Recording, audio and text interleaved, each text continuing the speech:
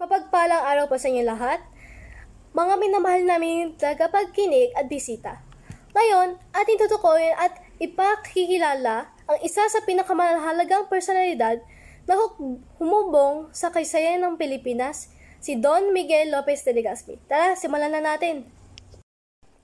Si Legazpi ay hindi lamang isang simpleng manlalayag, siya ay isang kasilang kongkisador at administrador na nagdala sa Pilipinas sa mapa ng Imperyong Espanyol noong kalagitnaan ng ika-16 na siglo. Kilala sa kanya mga titulo na El Adelantado at El Viejo.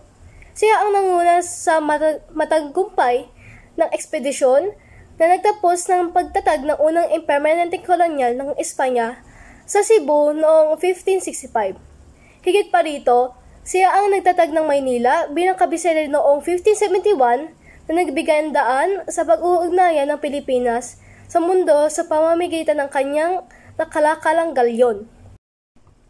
Sa maikling salita, si Miguel Lopez de Legazpi ang naging unang gobernador general ng ating bansa at ang taon nagtanim ng bithi ng mahigit 3 siglo ng Impluwensya Kastila na humubong ng malaki sa ating kasalukuyang kultura, pananampalataya at lipunan. Salamat sa pakikinig.